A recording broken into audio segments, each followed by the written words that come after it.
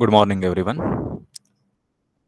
Welcome you all to this MHTCET crash course conducted by SSPM's College of Engineering. And this is the first session of the subject physics. I am Professor Omkar Sarvi, Assistant Professor in the Mechanical Engineering Department of SSPM's College of Engineering.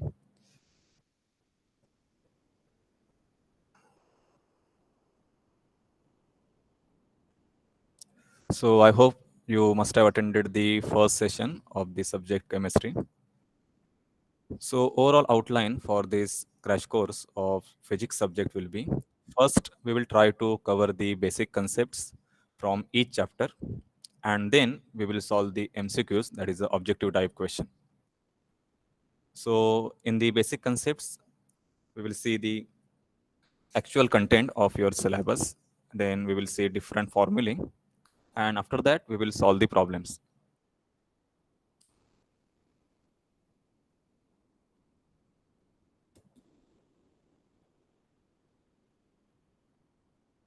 So today we will start with your first chapter of class 12, which is the rotational dynamics. So the medium of the session will be English and Marathi. So in the rotational dynamic, which is the chapter 1, this is the content. So we will see one by one. So first we have the concept of circular motion, and we will see different equations for the circular motion. In the circular motion, we have two types of motion. One is the uniform circular motion, and second is the non-uniform circular motion. After that, we will see the centripetal and the centrifugal force and the equation for centrifugal and centripetal force. Then we will see the applications of uniform circular motion. So in your syllabus, we have 4 applications. One is vehicle moving on a horizontal circular track. So we will try to find out maximum safe speed without skidding. After that, we have the wheel of death. So in the wheel of death, minimum speed of the rider on the wall without falling down. Third application is the vehicle on the bank road or the inclined road. So in that, we will see the equation for safe speed, angle of banking, and the equation for speed limit. In the speed limit, we will see what is the minimum speed and what is the maximum speed. And last, we will see the application for conical pendulum. So in the conical pendulum, we will try to write the equation for the time period and the frequency for the conical pendulum.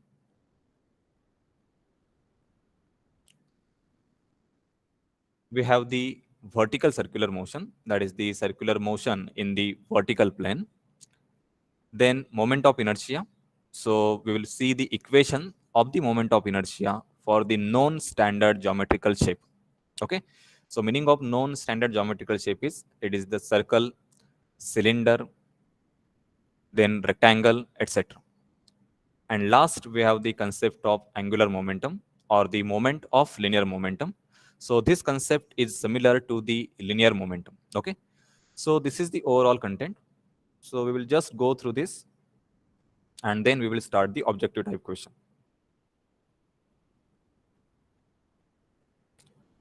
So let us see what is the circular motion. So you already studied this. So this is just an revision. So circular motion means when rigid object is moving in a circular path around a point. So basically object is revolving about a point in the circular motion. So here you can see the stone is tied with the string, and the string is swirled in the circular path. So this object will follow this path. So this is called as circular motion for this object. So what are the characteristics of the circular motion? So first characteristic is circular motion is always accelerated motion. Okay. Even though the particle is moving with the constant speed in the circular motion, still this motion is an accelerated motion. Okay. I will explain why it is accelerated. And second characteristic is circular motion is a periodic motion. The meaning of periodic motion is this particle will pass through the same point after equal interval of time. Okay. So these are two characteristics. One is the accelerated motion, second is the periodic motion. Next, we will see how to explain a circular motion. Okay, so we have different equations to explain the circular motion. So this is called as a kinematics. Okay, so meaning of kinematics is we will only deal only motion parameters are considered.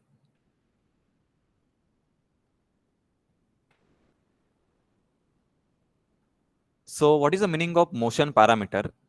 Velocity, acceleration, displacement, and the time. These are motion parameters. Okay, we will not consider the force that will cause the motion. So this is called as a kinematics of the circular motion.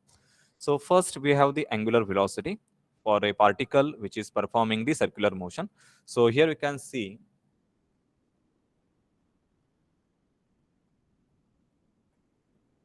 this particle P is performing the circular motion. So I have shown vector V, which is the linear velocity.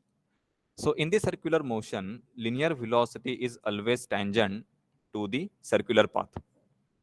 So this is the V bar, which is the linear velocity, and it is the vector. This vector is always tangent to this circular path. So angular velocity, it is defined by omega, which is the rate of change of angle, that is a d theta upon dt. Okay, and the unit of the angular velocity is rad per second. Second is the angular acceleration.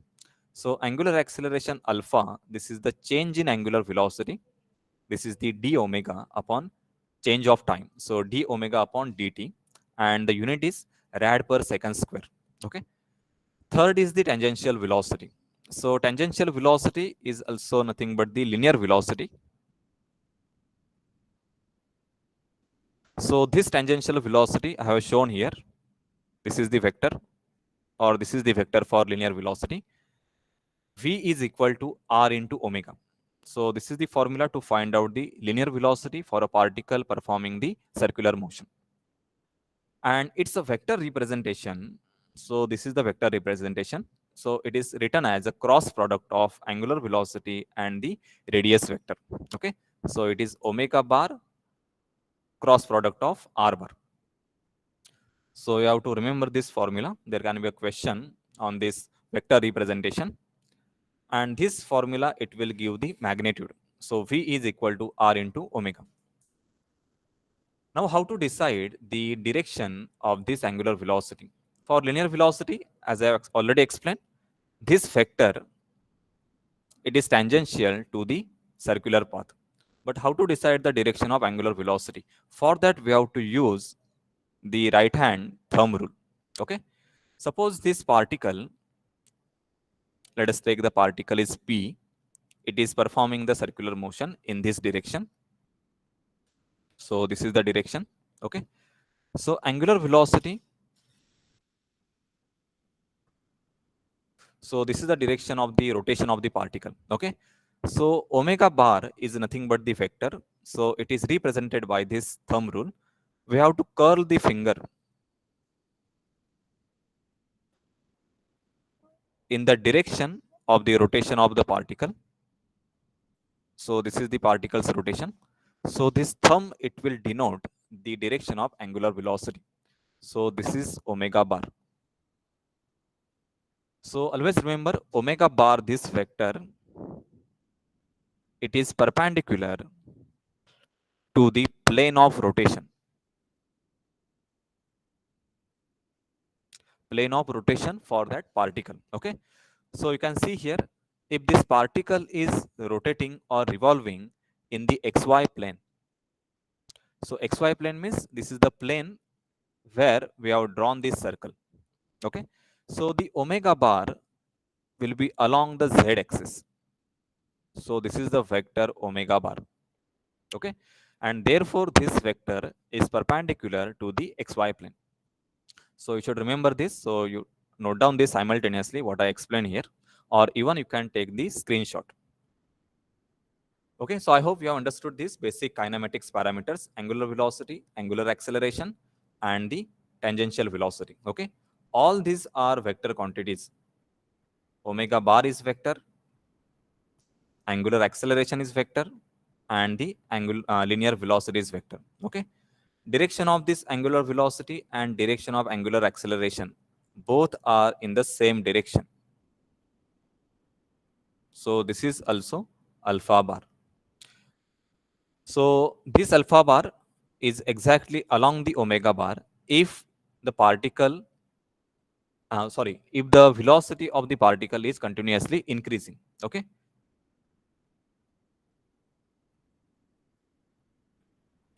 Now we will see the difference between uniform circular motion and the non-uniform circular motion. So what is uniform circular motion?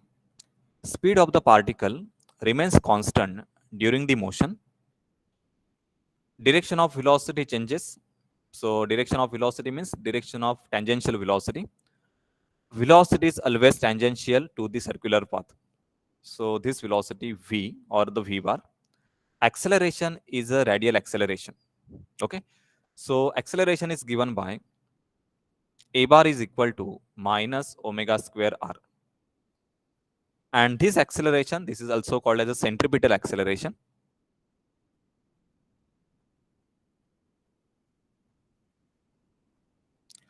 So in the uniform circular motion, particle will have one component of acceleration, and that component is nothing but the radial acceleration. Okay. This radial acceleration will create the centripetal force. And the minus sign, it indicates that the acceleration is always directed towards the center of rotation. Okay. And therefore it is taken as minus omega square into r. Okay. Acceleration magnitude is a constant, which is the centripetal acceleration, and this magnitude is given by this formula. A is equal to omega square r or r omega square, or we can write this as a v square upon r, and v is equal to r omega. So we can write this v square upon r. This is equal to v is nothing but r omega square divided by r. So this becomes r square into omega.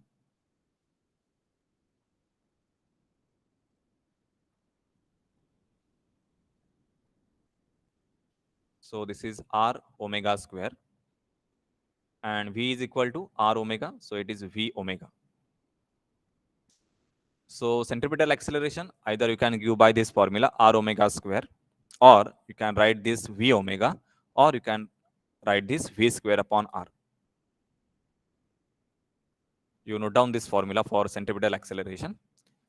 Next, acceleration is always directed towards the center. So this is the direction of acceleration.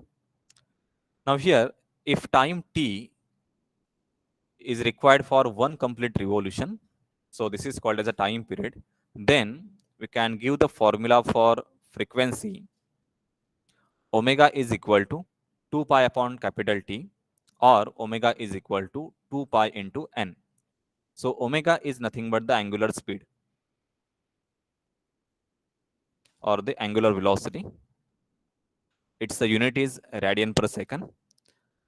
If you know the time period, then you can write this formula 2 pi upon capital T. Or if you know the frequency, that is number of cycles per second. So frequency is nothing but f or this small n. This frequency is given in revolutions per second, or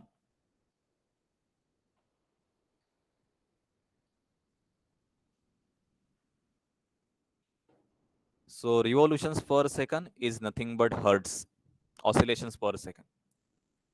If this frequency is given, then you can write the formula for omega is equal to just 2 pi into n. So you have two different formula for omega. One is if you know the capital T, you can write 2 pi upon capital T. Or if you know the frequency, then you can write omega is equal to 2 pi into n. So relation between frequency and the time period is small n is equal to 1 upon t. It is the reciprocal of time period. Okay, so I hope you know all this formulae. what is the frequency, what is the time period, how to convert the frequency into angular velocity. So this is about the uniform circular motion. Now let us see what is the non-uniform circular motion. So non-uniform circular motion where the angular velocity is not constant. So omega, it will keep changing with some acceleration. Okay, that acceleration, so it will have two components. One is the centripetal acceleration. So centrifugal acceleration is nothing but the radial acceleration. So this is equal to omega square r, or v square upon r, or v omega. Okay, and it will also have one component which is the tangential acceleration, which is the at. Okay, so here you can see this vector is nothing but the at. Sorry, this vector is nothing but the radial component, so it is the centripetal acceleration.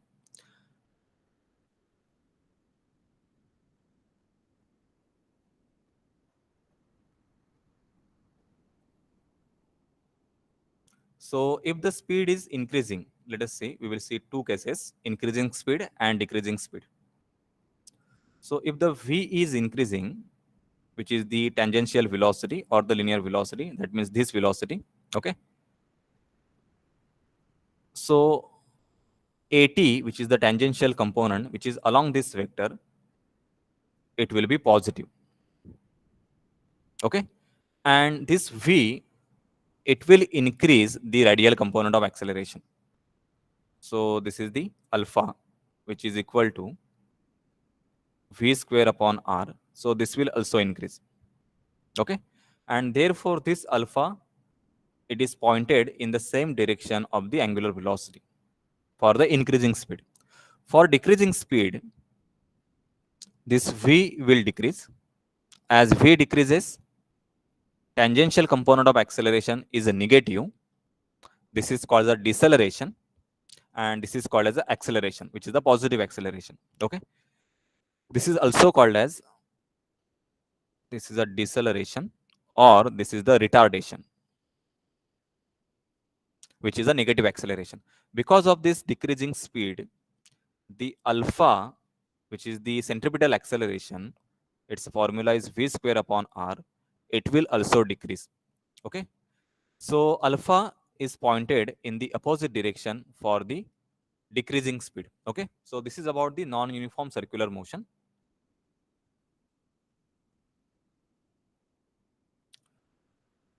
Now in the circular motion, we will use the equations similar to the rectilinear motion. These are called as the equations of motion.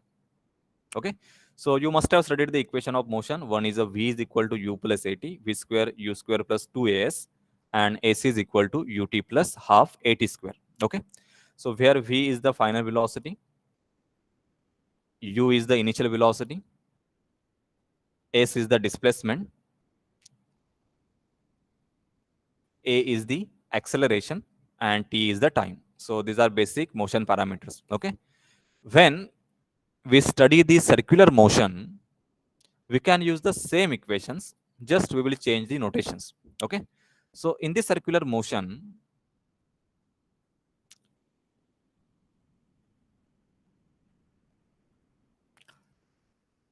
so suppose this is the particle, let us take the particle is p, it is having the tangential velocity, which is the v bar,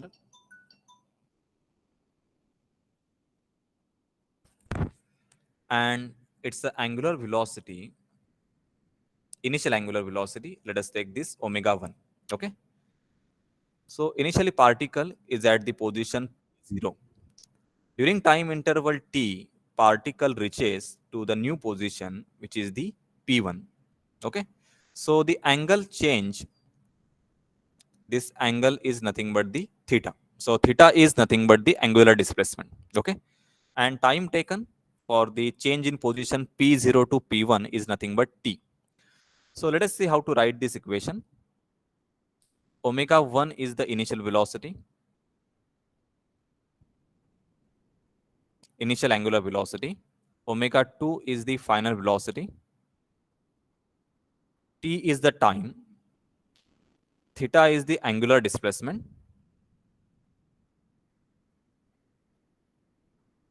and the acceleration is the angular acceleration, which is the alpha.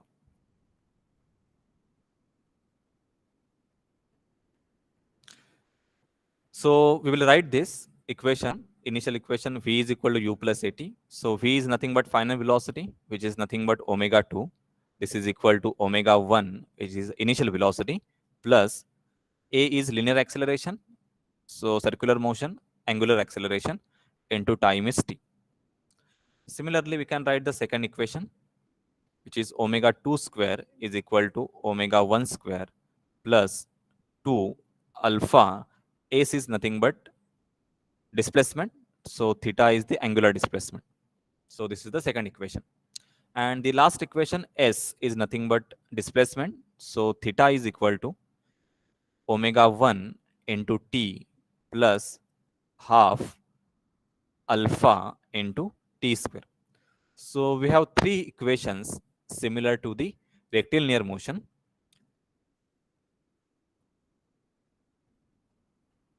Okay, now we will see what is the dynamics of the circular motion. So in the dynamics, the meaning of word dynamics is we will study the motion along with the force. So we will consider motion parameters, meaning is velocity, acceleration, displacement, time. Okay. And along with this motion parameter, we will consider the different forces that will cause the motion. So in the circular motion, we have centripetal force and second is the centrifugal force. Okay. So what is the centripetal force? In a circular motion, resultant of all real forces is directed towards the center, and this is called as a centripetal force. Okay. So you can consider the simple example. If the stone is tied to a string, okay, and if you revolve this so that the stone will follow the circular path, then the stone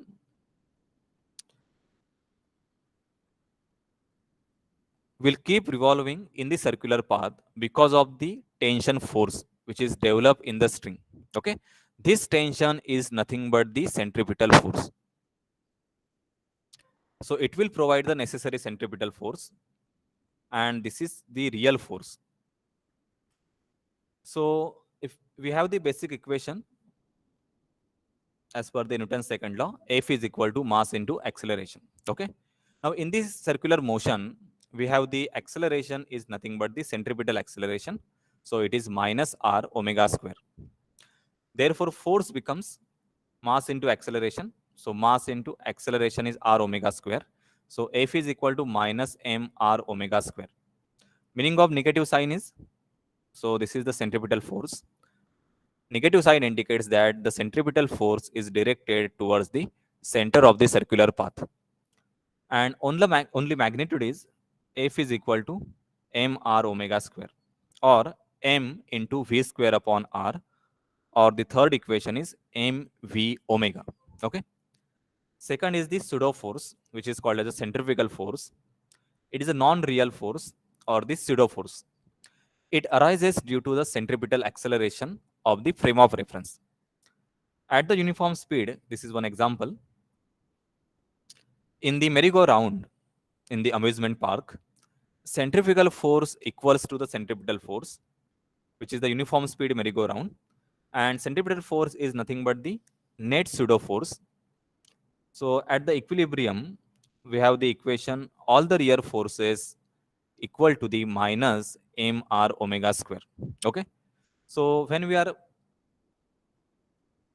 sitting in the merry-go-round, we experience the outward force. Okay. That outward force experienced by the person in the merry-go-round is nothing but the centrifugal force. Okay. And at the equilibrium,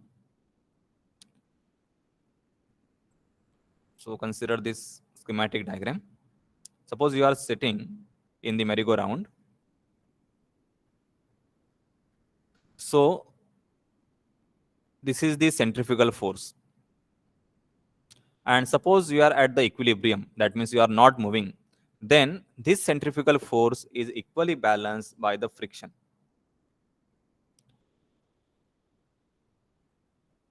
So this is the friction. So friction is nothing but the real force. Okay. So this friction is nothing but centrifugal force or equal to the centrifugal force.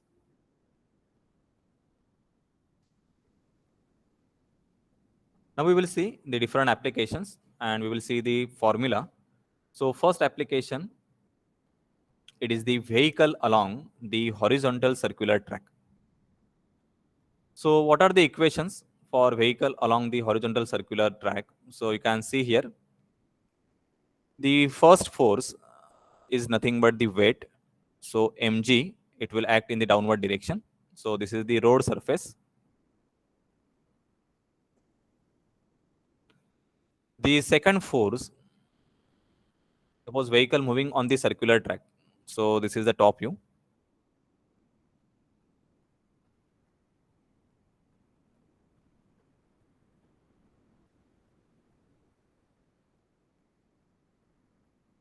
This is the center of the circular path or the circular track. This is the linear velocity of the vehicle, which is the v. Okay. When vehicle is moving with this velocity v, the centrifugal force will try to push the vehicle in the outward direction, which is away from the center. So this is centrifugal force. Its formula is m v square upon r. Okay. In order to keep the vehicle moving along this circular path, the surface or the road surface will provide the friction. So Fs is the friction force. This is the centrifugal force, which is equal to mv square upon r. Okay. So at the equilibrium, the static friction, it is equal to the centrifugal force, which is m r omega square or mv square upon r. Okay. And in the vertical direction, this mg, which is the weight force, it is equal to the normal reaction given by the road surface. So we have the equation mg is equal to n, and second equation is static friction is equal to mv square upon r. Okay. So from these two equations, we will get the final equation. I'm not giving the complete derivation, just I'm explaining the concept. So final equation is Vmax, which is the maximum speed for the vehicle on the curved surface or the curved road, is equal to square root mu s into r into g. Okay. Mu s is the static friction, r is the radius of circular path, and g is the acceleration due to gravity. Okay. So note down this formula for the maximum speed on the circular track. Second application is well of death. So in the well of death, a rider is moving in the circular path on the vertical wall of that well. Okay. So here I have shown the yellow point. It is nothing but the rider. This rider is moving on this circular path, which is the wall of the well. Okay. So in order to complete the circular motion on this wall, this rider has to satisfy this equation. First is normal reaction. It is equal to the centrifugal force, which is the mr omega square. And in the vertical direction, the static friction, it must be equal to mg, okay, or greater than mg. So we have the equation Fs, which is the static friction, greater than or equal to the weight of the rider, so greater than mg. And normal reaction, it must be equal to the mr omega square, which is the centrifugal force. So this is the direction of centrifugal force, which is a mr omega square. From these two equations, you will get the final equation for the minimum speed. Okay. So minimum speed of the rider, so that it can clear the circular motion in the well of death, V minimum is equal to square root Rg upon the static coefficient friction. So R is the radius for this circular path. G is the acceleration due to gravity, and mu s is the static friction. So this is the minimum speed. Okay. Next is the vehicle moving on the bank road. So we have the equation. So this is the free body diagram. So what we have in the free body diagram? First is the weight, which is acting in the vertically downward direction. Second is the normal reaction, which is the N given by this road surface to the vehicle. So we will resolve this normal reaction into two components. One is N cos theta and second is the N sin theta. Okay. This angle is nothing but the angle of banking. It is the same angle. So from this we will get the equation N cos theta is equal to the mg in the vertical direction. Okay. And in the horizontal direction, in the outward direction, there is a centrifugal force, which is equal to mr omega square. So n sine theta, this component of the normal reaction, is equal to the mr omega square. So this is the first equation in the vertical direction, and this is the second equation in the horizontal direction. Okay. From these two equations, you will get the final equation for velocity. This is the most safe speed. It is not the maximum or the minimum speed. This is the most safe speed.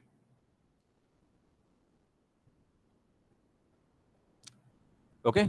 So V is equal to square root Rg tan theta.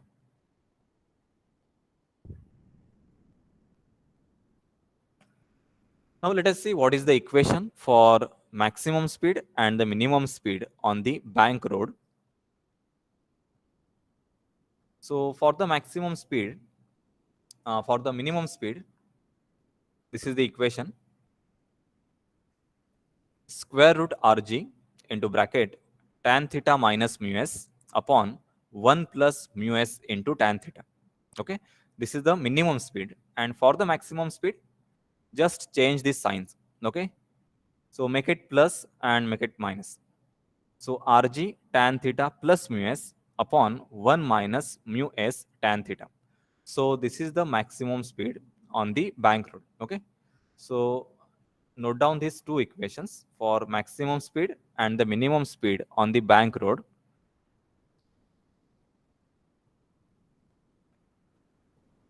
Next is the conical pendulum. So in the conical pendulum, this particle, you can imagine a stone or a ball, is tied to a string, and this string is revolved in such a manner that the geometry form, it will be a cone. Okay. So this particle will perform this circular motion in the horizontal plane. Now at any point during its circular motion, we can have this free body diagram.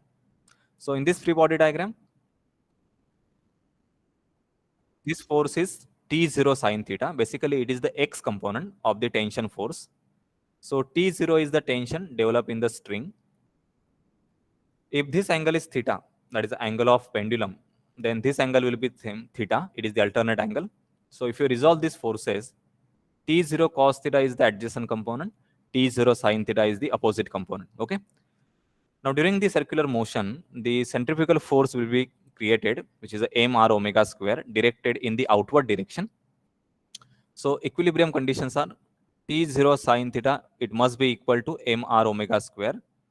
And in the vertical direction, T0 cos theta, it is equal to the weight force, that is the mg. Okay.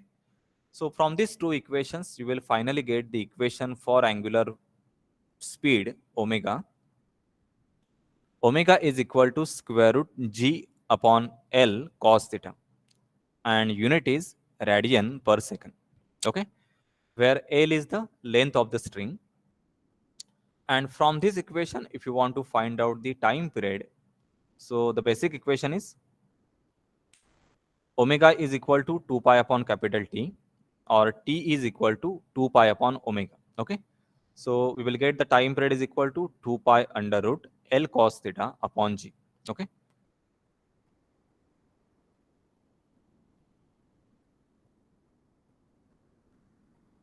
Next, we have the concept of vertical circular motion.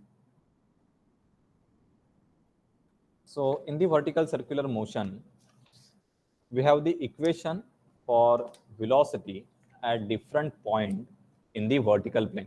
Okay, suppose a particle is tied to a string and we are revolving the string in the vertical plane.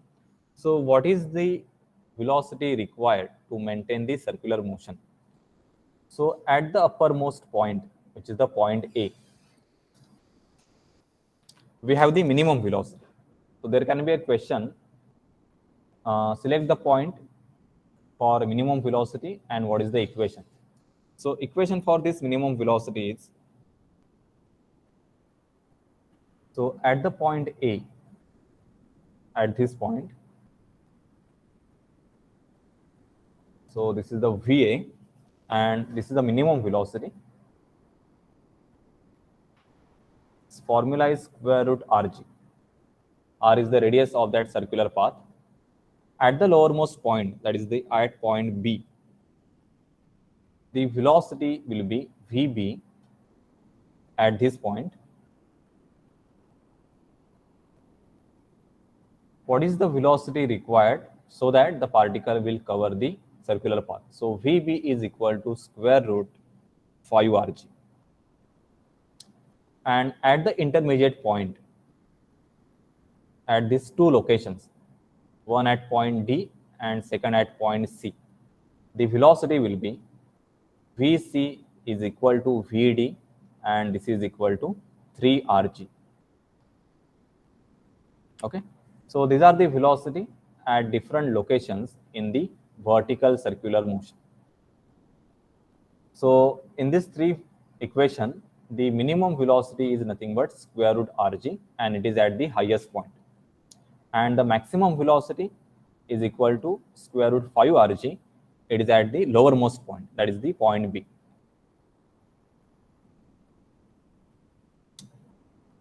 Now the last concept in the rotational dynamics is the moment of inertia and the angular moment. Okay, so moment of inertia, its simple formula is R is equal to m k square.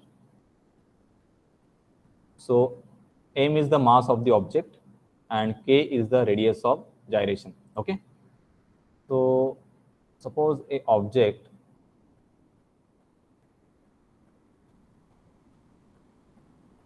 is revolving about this axis. Let us take this axis as O. It has a velocity omega. Okay, then it's a moment of inertia we can find out by using this formula, R is equal to mk square. Or we have different point masses, m1, m2, m3, m4, so on. These masses are located at the radius r1, radius r2, r3, r4, so on. Then we can write the equation for moment of inertia by using this formula. It is summation mi square, where I goes from 1 to n. Okay, it means that m1 r1 square, m2 r2 square, m3 r3 square, so on. Okay,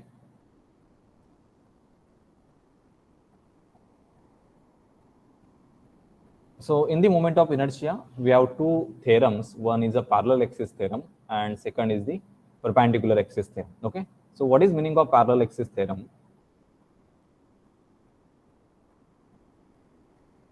Suppose we have one object.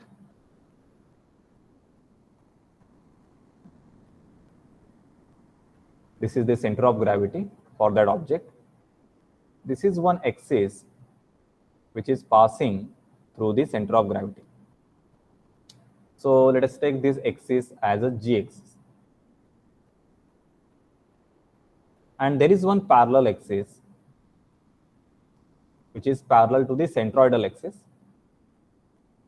So this axis is passing through the point O. Okay, and distance between these two parallel axes, let us take this distance as a h. We know the centroidal moment of inertia, so Ig value is known, and question is to find out I0 value, that is the moment of inertia about an axis passing through the point O. Okay, So this can be given by the parallel axis theorem. So its equation is moment of inertia about any parallel axis I0. This is equal to moment of inertia about the centroidal axis Ig plus mass of the complete object into square of the distance between the two parallel axes.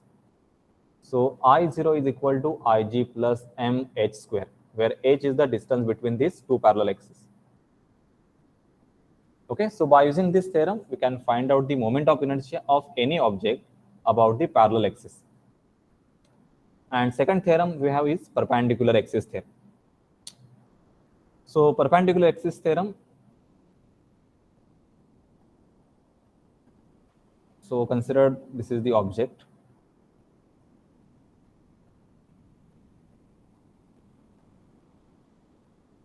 Now this object, it lies in the xy plane.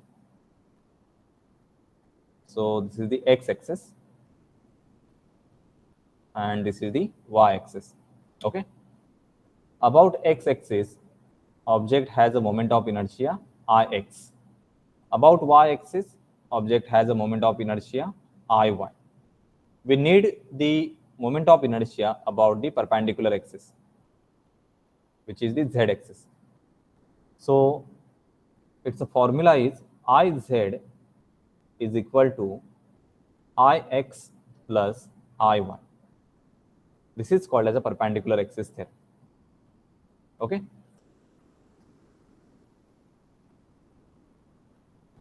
If you want, you can take the screenshot simultaneously and you can refer it afterwards.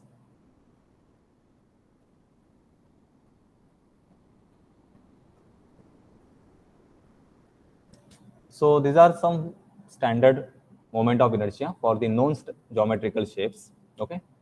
So this is given in your class 12 physics textbook. So the first object is the thin ring or the hollow cylinder. For the hollow cylinder about the centroidal axis, mass moment of inertia is equal to m into r square, where r is the radius. For thin ring, the moment of inertia is mr square by 2. For annular ring, r1 is the inner radius, r2 is the outer radius. Its moment of inertia is m r1 square plus r2 square divided by 2. So you can note down this formula or you just take the screenshot.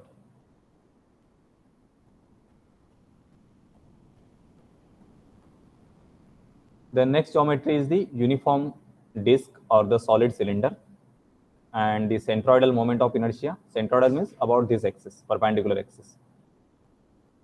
This is the sense of rotation. So it is mr square by 2. Uniform disc about the diametrical axis means this is the rotation. So it is mr square by 4. For thin walled hollow sphere, moment of inertia is 2 by 3 mr square about the central axis. For solid sphere, about the central axis, moment of inertia is 2 by 5 mr square.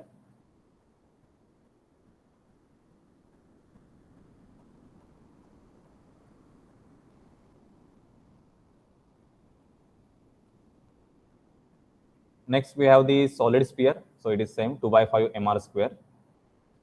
Then uniform symmetric spherical shell.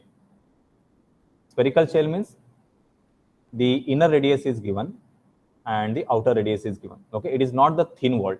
Okay, it is a thick walled spherical shape. So central moment of inertia 2 by 5 m in the bracket r2 raised to 5 minus r1 raised to 5 divided by r2 raised to 3 minus r1 raised to 3. Okay. Next, we have for the thin uniform rod or a rectangular plate.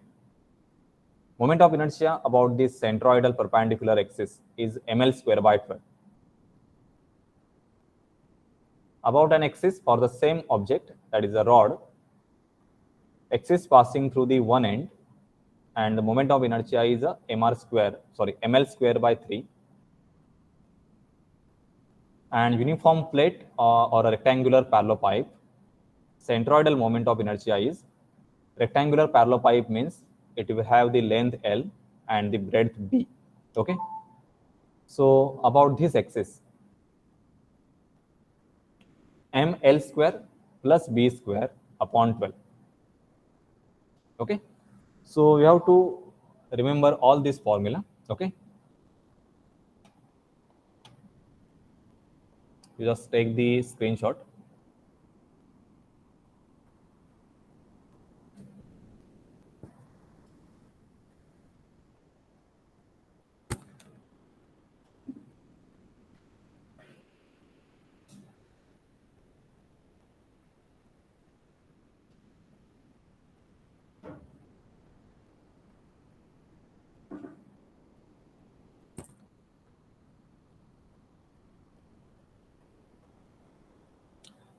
And the last concept in the module 1 or the chapter 1 is the angular momentum.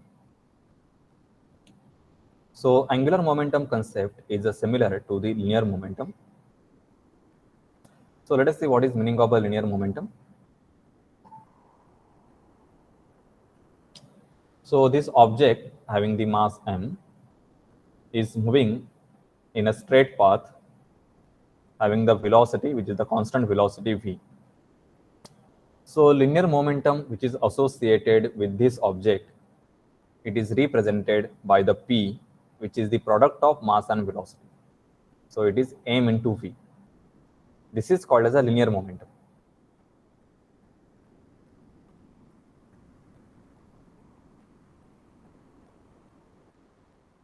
So for what is the angular momentum? So this disk is revolving, disk is rotating about this perpendicular axis with the angular velocity omega. Okay. So we have equivalent parameter between linear and the rotational motion. So linear motion and the rotational motion. So what is the equivalence between linear and rotational motion? For linear motion, if m is the mass, equivalent term in the rotational motion will be mass moment of inertia, which is the I. In the linear motion, we have the linear velocity v. For rotational motion, we have equivalent term, which is the angular velocity omega. Okay. There are more equivalent terms. Second is the displacement, which is a linear displacement. We have the angular displacement theta. Then we have the linear acceleration a. We have the angular acceleration alpha, and so on. Okay. So just we need two terms. One is the mass equivalent to mass moment of inertia. Velocity is equivalent to angular velocity omega. Okay. So angular momentum, which is represented as a capital L, it is the product of mass moment of inertia of the rotating object about an axis into its angular velocity omega. So this is the equation for the mass moment of inertia. Sorry, equation for the angular momentum. Okay.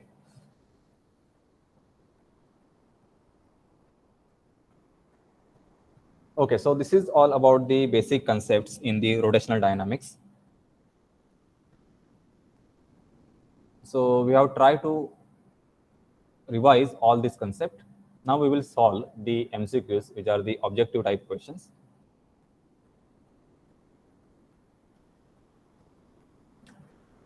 Okay, so this is the first question. A particle is acted upon by a force of constant magnitude, which is always perpendicular to the velocity of the particle. The motion takes place in the plane. It follows that we have to select the correct statement. Okay. So what is given? Particle is acted upon by a force of constant magnitude. So this is the particle. Let us take the particle is P. Okay.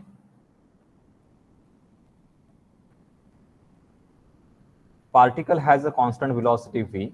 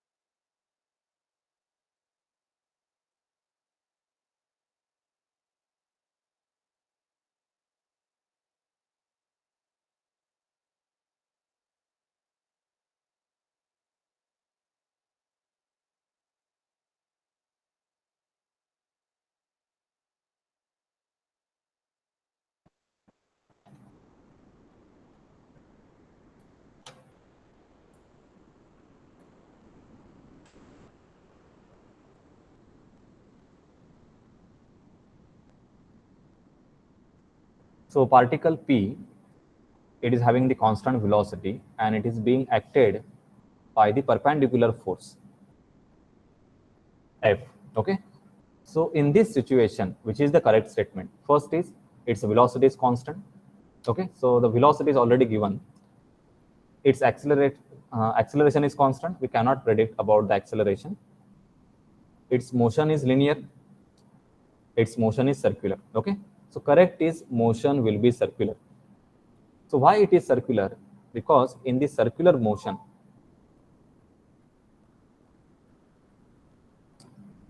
this particle has a linear velocity, which is the v. Okay.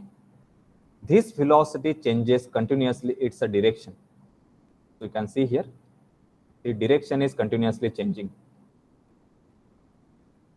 So this change in direction, it is caused by the force, which is the perpendicular force, and it is directed towards the center of the rotation. Okay. So this force will cause the change in the direction of the velocity vector, and therefore the motion will be a circular motion when the force is perpendicular to the velocity. Okay. So always remember this condition. You can draw this diagram. When force is perpendicular to the velocity, the motion will be a circular motion. Okay. So this statement is incorrect. Its motion is linear. Its acceleration is constant. We cannot predict. Its velocity is constant. Even it will depend on the acceleration, but this condition is true. Okay, see the second question. If a particle moves in a circle describing equal angle in equal time in a plane about a fixed point, it's a velocity vector. So we have to give the correct statement about the velocity vector. Okay, velocity vector remains constant. Velocity vector changes in the magnitude, changes in the direction, changes both in magnitude and the direction. Okay, so if particle moves in a circle,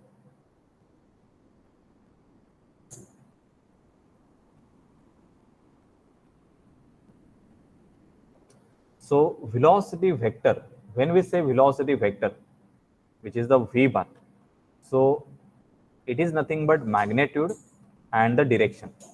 Okay, magnitude will remain constant. Okay, but vector cannot remain constant. Okay, so therefore first statement is wrong. Velocity vector will remain constant. Changes in the magnitude, it is wrong. Okay, magnitude can be a constant. So changes in the magnitude. Next, changes in the direction. So velocity vector will change the direction. So this is v bar. After some time, this is a v bar. Again, after some time, this is a v bar. So this direction of the velocity vector, it will keep changing. So this is the correct statement. And last is changing both in magnitude and the direction. This is also wrong. Okay. So here magnitude is constant because if particle moves in a circle describing equal angle in equal time. So meaning of equal angle, equal time is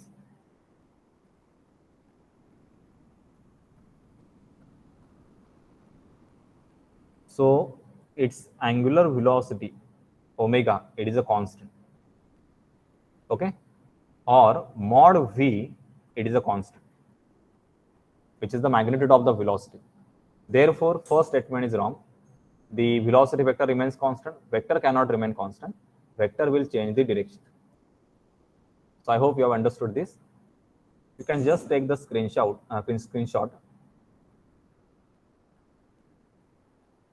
Okay, refer the third question. Direction of the angular velocity in a uniform circular motion is along the tangent, along the radius, along the axis, and along the chord. So in the basic concept, we have already seen what is the direction of angular velocity. So this is the circular path. This is the particle. This is the linear velocity, which is the vector v bar, which is tangent to the circular path. And this is the radius r. Okay. So angular velocity, This is the sense of rotation of the particle. It can be a clockwise or anti-clockwise. Okay.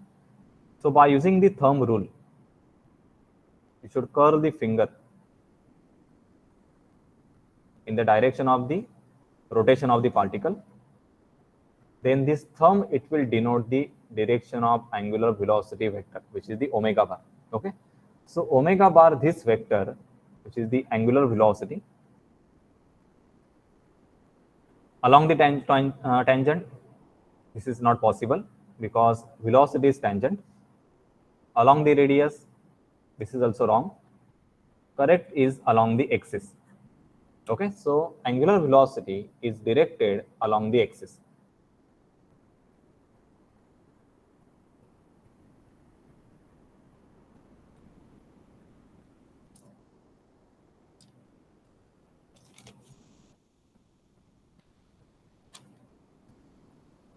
Okay, refer the fourth question.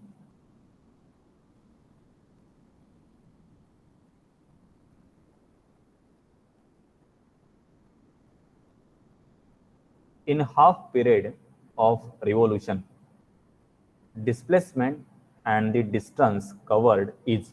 So we have to find out in a half revolution of the particle, what is the displacement and what is the distance covered. So let's take this is the particle, which is a P.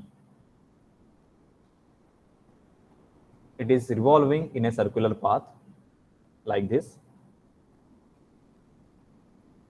This is the center of rotation during half revolution.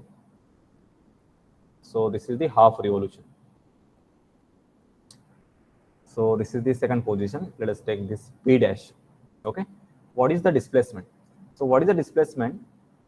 It is the vector difference between the initial position and the final position. So here x0 is the initial position, xf is the final position. So displacement s is the difference between the final and the initial position. So if you take the vector difference, that difference will be 2 times the radius, which is nothing but the diameter. Okay, so it is equal to 2r, because this is r and this is also r. So diameter is 2r. This is the displacement. And what is the distance covered? What is the distance? Meaning of distance is actual path traveled by the particle. So this is nothing but the distance covered. So particle will follow this path, okay, along the circumference. During the half revolution, the path covered is nothing but the half of the circumference. So distance, this is equal to circumference divided by 2. So circumference is 2 pi r divided by 2. It is equal to pi r. So correct option will be displacement is 2r and the distance is pi r. So option A is the correct option. Okay. So either you try to solve simultaneously or you can take the screenshot.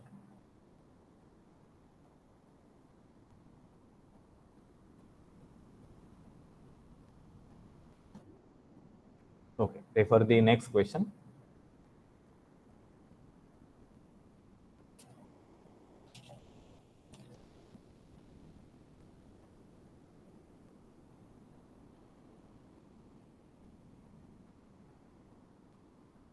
The angular velocity of a wheel.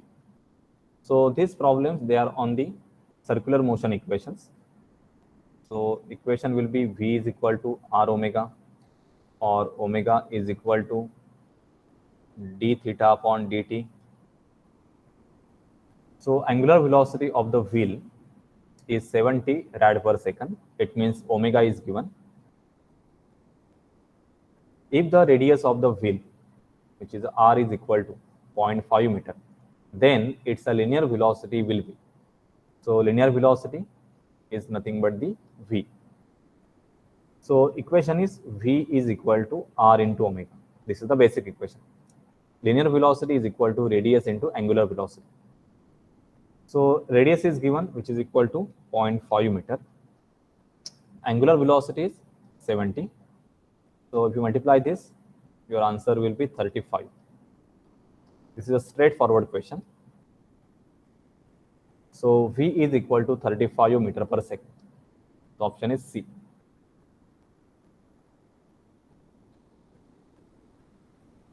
Okay, refer the next question.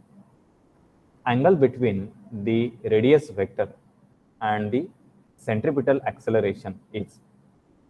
So centripetal acceleration for a particle revolving in a circle, this is the linear velocity v bar. If this is the center, this is the radius vector, which is the r bar. Centripetal acceleration vector is always directed towards this. So this is written as minus r omega square. Okay. So if you draw only the vector r bar, and this is the a bar, which is the centripetal acceleration. So you can see the angle. So they are exactly in the reverse direction. So angle is pi. So angle between radius vector and the centripetal acceleration is equal to 180 degree or pi radian. So correct option is option D.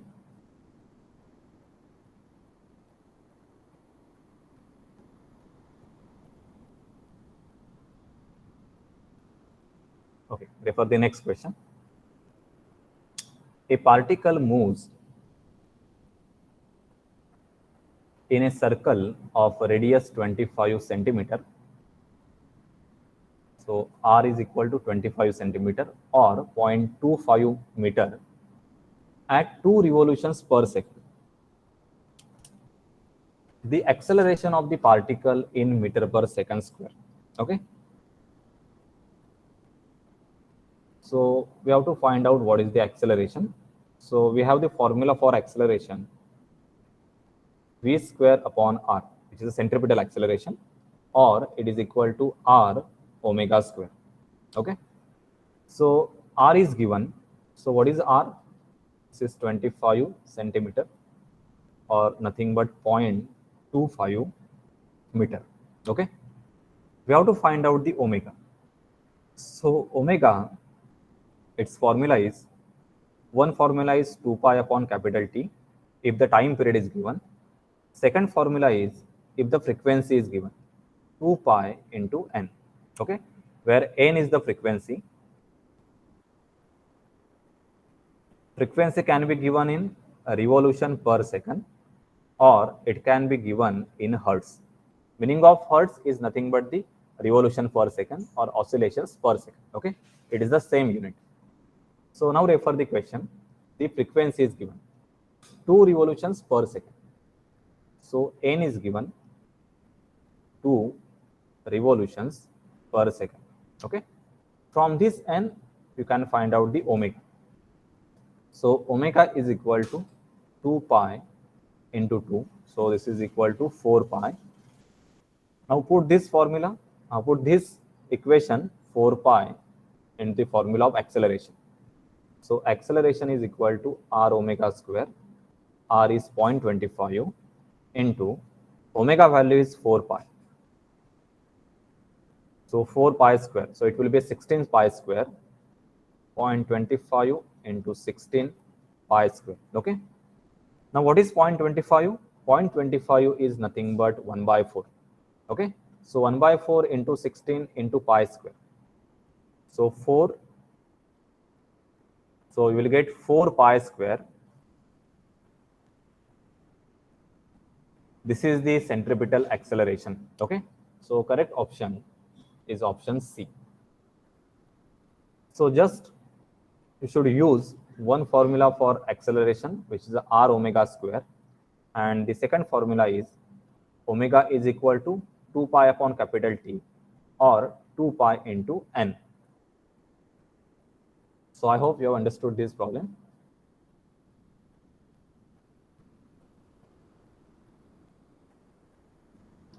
So after completion of the solution, if you want, you can take the screenshot. Otherwise, you simultaneously note down all the steps.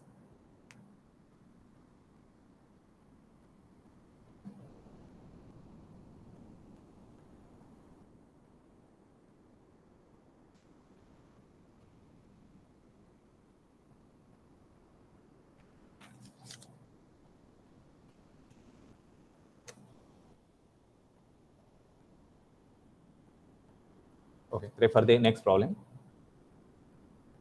The work done by the centripetal force F when body completes one revolution around a circle of radius r. So in the circular motion, let us take this is a particle. This is the linear velocity v. This linear velocity is always perpendicular to the radius vector. Centripetal force is directed towards the center. So this force is always perpendicular to the velocity. Okay. Now particle travels in the direction of linear velocity in the circular path. Okay. So this velocity will keep changing the direction, but it is always tangent to the circular path. So work is done by the force, so F into displacement. That means if this is one object, if I apply the force F and the object displaces,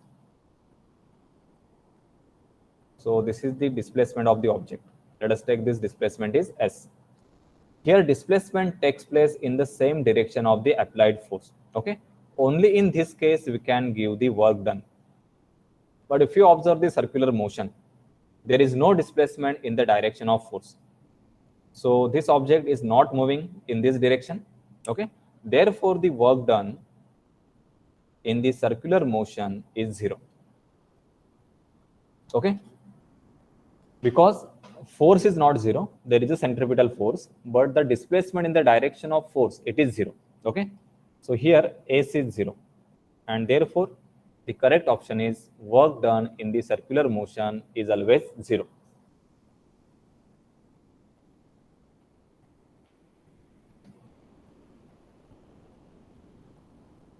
Okay, refer the next problem. A cyclist turns around a curve at a speed 40 km/h.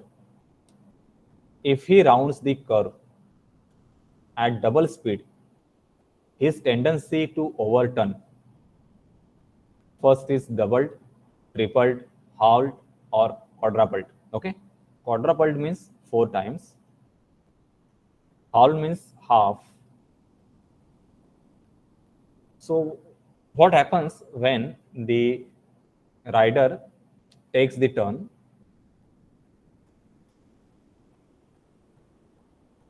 So I will just draw the schematic diagram for the rider.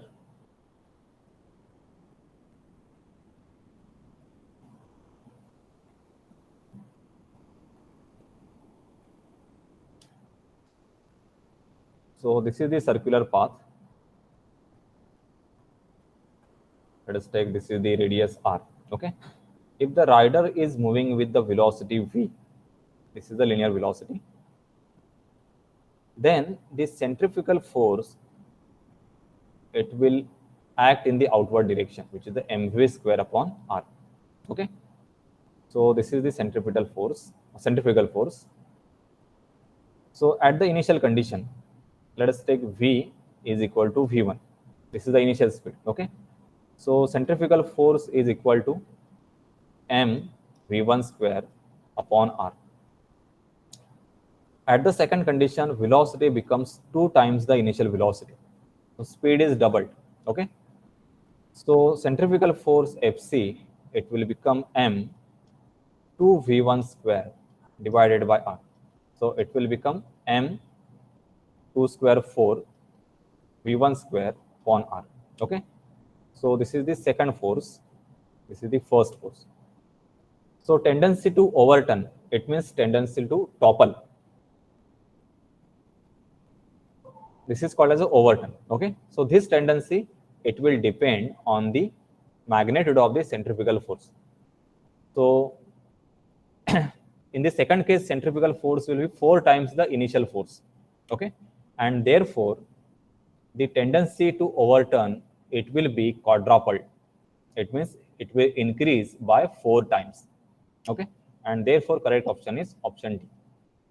So the formula that you should know is the centrifugal force, mv square upon r. So basically this overturn, it will depend on this height also, h. Okay, so it is the product of fc into h. It will create the moment, and that moment will try to overturn the vehicle. So it is called as a overturning couple. So this is the overturning couple. This is equal to centrifugal force into the height of center of gravity from the road surface. So it is fc into h. Okay.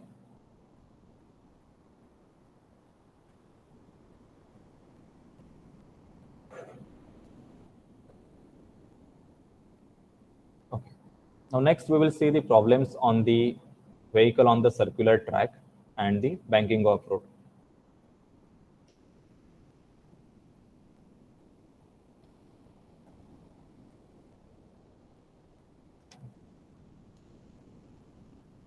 So question is, a cyclist moves in a circular track of radius 50 meter.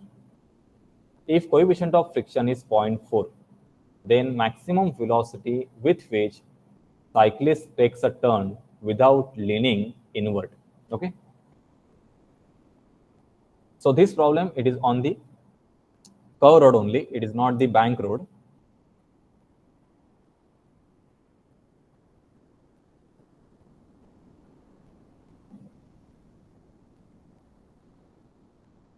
So force experienced by the rider C is equal to mv square upon r. Okay. So we have already seen the complete derivation. So this is the top view. This is r. Okay. So at the equilibrium condition, the friction force, it will try to balance this mv square upon r. Okay. From this you have the equation V max is equal to, for an vehicle moving on the circular path, this is equal to mu s r into g. Mu s is nothing but the coefficient of static friction, r is the radius of the circular path, and g is the acceleration due to gravity. Now refer the given problem. Mu s is given, which is equal to 0.4. Radius of the circular path is given, which is a 50 meter, and g is the acceleration due to gravity. Okay, so it is 9.81. So 9.81, we can take this value approximate to 10. So this is 10 meter per second square. So finally this is equal to 200.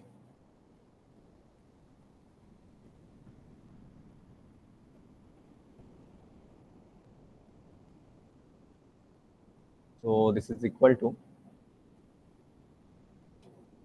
1.41 into 100. So it is 2 into 100.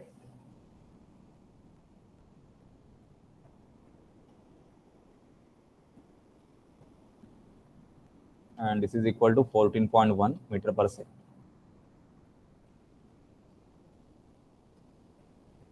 So the correct option is option A, which is a 14 meter per second.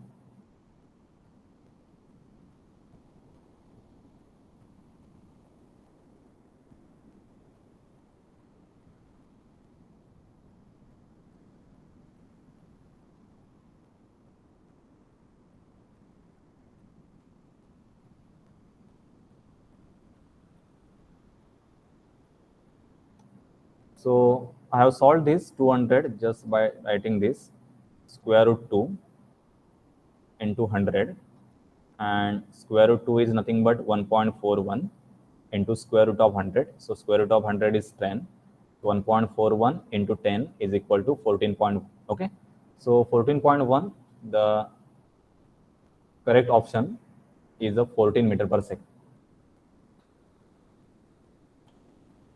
Okay, refer the next question. A circular road of radius 100 meter has a banking angle 45 degree. It's a maximum speed so that a car of mass 2000 kg will not skid. Coefficient of friction is 0.5. Okay, so this problem, it is on the angle of banking. So this angle is given 45 degree. There is one vehicle on this bank road. This vehicle having the mass, this is a 2000 kg. Okay, we have to find out the maximum speed, which is the Vmax. So we should know the equation for maximum speed on the bank road. Okay, so this equation is Vmax is equal to Rg into bracket tan theta. For maximum speed, we have plus into mu s divided by 1 minus mu s tan theta. Okay. For minimum speed, equation is almost same. Just we have the opposite sign.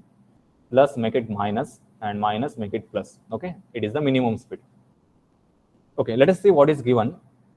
So radius is given. So radius of the circular path or that track is 1000 meter. So R is given 1000. G value, you can take this 10. You can approximate this 10 meter per second square. Theta is 45. So what is the tan theta? Tan theta will be 1, tan 45. And the coefficient of friction mu s, this is equal to 0.5. Okay. Now put all these values in this equation. So V max is equal to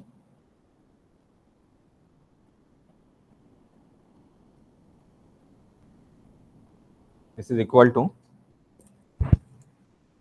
square root R is 1000 into G is 10 in the bracket tan theta is 1 plus 0.5 and 1 minus 0.5. Okay. So on the maximum speed, there is no effect of this mass 2000 kg. So the maximum or the minimum speed, it is independent on the mass of the vehicle. So 1000 into 10, we can write this as a 10,000. Okay. So 10,000 into 1 plus 0.5, it is a 1.5 and 1 minus 0.5 is a 0.5. So this is a 0.3, sorry, 3. Okay. 3 into 10,000. So we can take the square root of 10,000. So it is 100. And what is the square root of 3? It is 1.73. So you should know the standard square root 2, square root 3. So it is a 1.41 and this is a 1.73. Okay. So 100 into 1.73. So it is a 17.3. Sorry, 173. Okay. So 173 is not given, but the nearer value is given, which is a 172. Okay. So this is the closest answer given. So correct option is the option D. Okay. So this is how you can solve this problem. What is required is the formula for maximum or the minimum speed.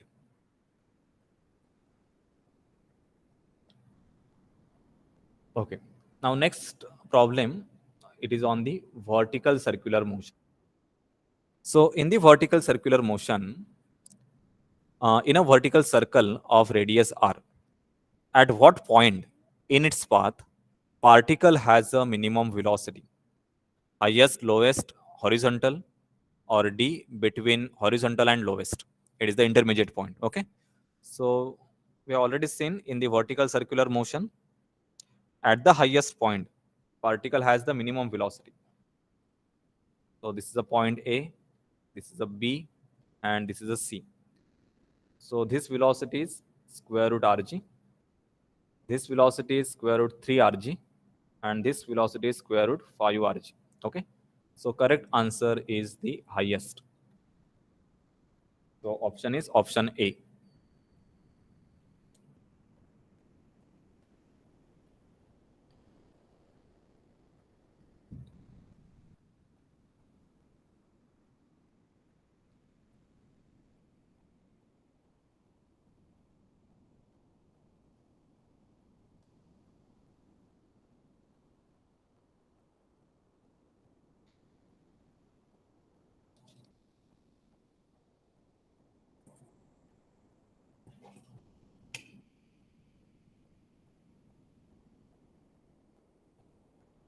Okay, now we will solve the problem on the moment of inertia.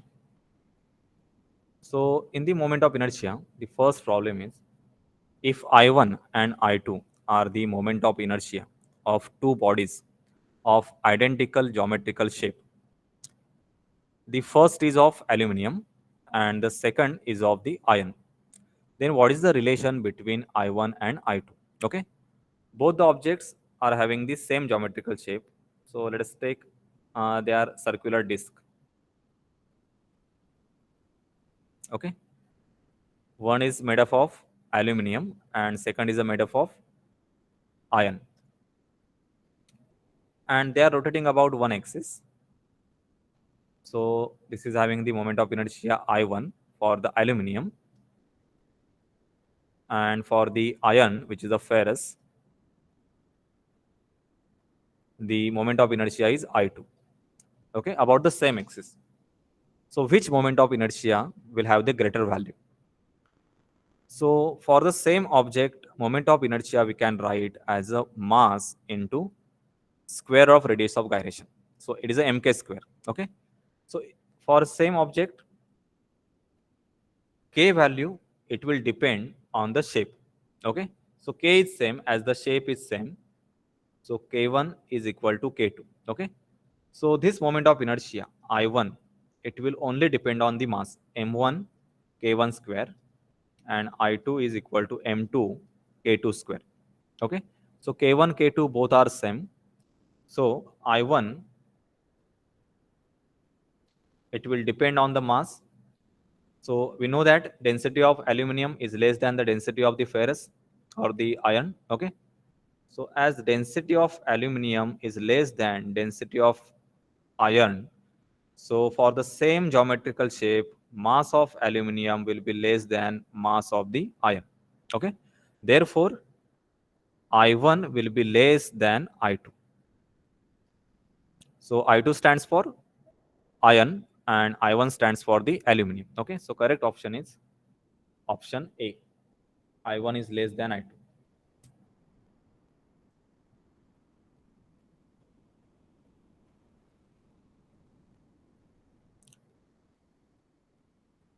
Okay. Now refer this second problem on the moment of inertia. So what is given? Four particles, each of mass m, are kept at the four corners of a square of length a.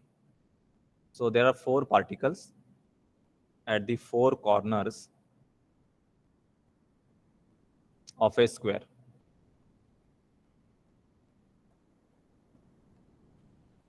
Square having the length or the side a. Okay, so masses are m.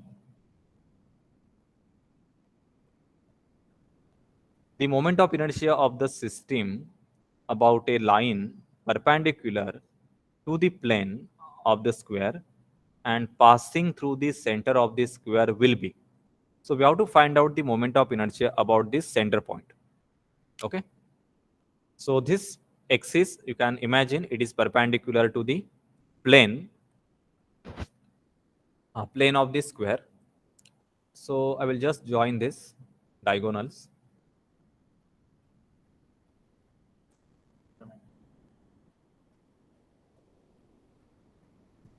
So we know the formula for moment of inertia R is equal to either it is a mk square, or for the point masses, this is a point mass. Okay.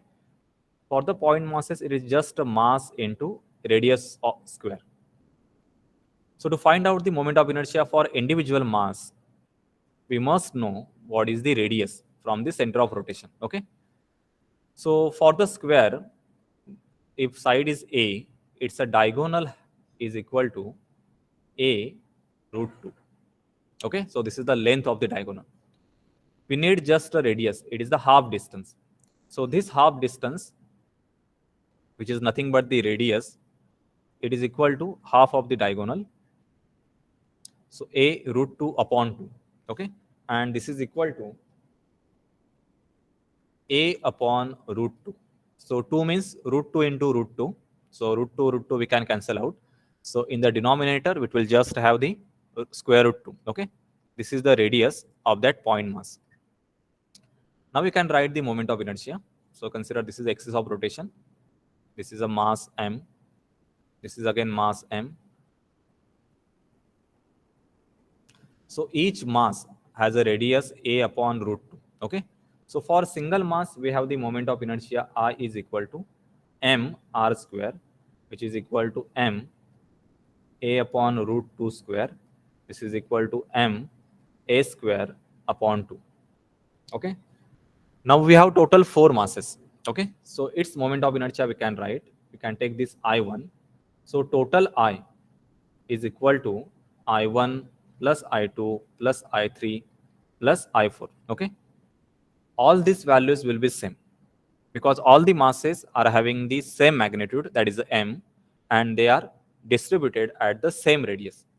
So we can just write 4 into I or I1. So it is 4 m a square divided by 2, and the final answer is 2 m a square. Okay, so correct option is the option C.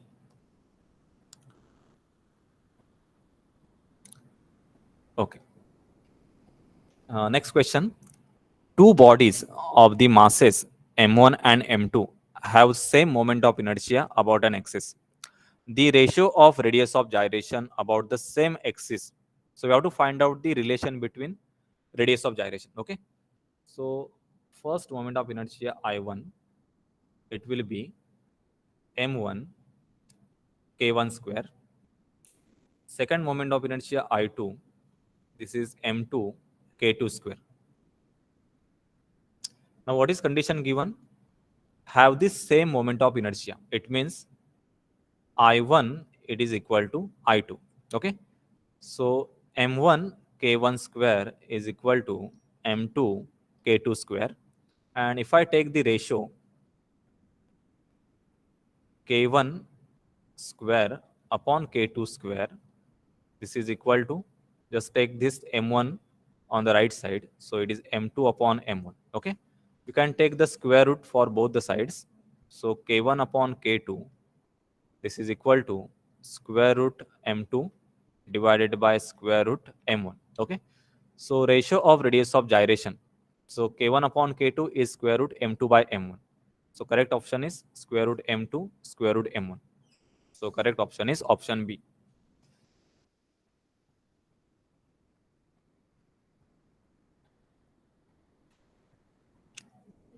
Okay, so today we will end this session here. Next session will be conducted.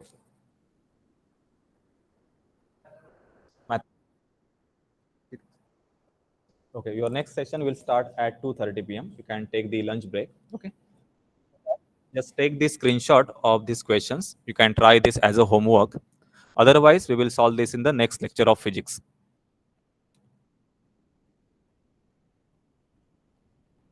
This is just an theory question. I will just change the slides. You take the screenshot.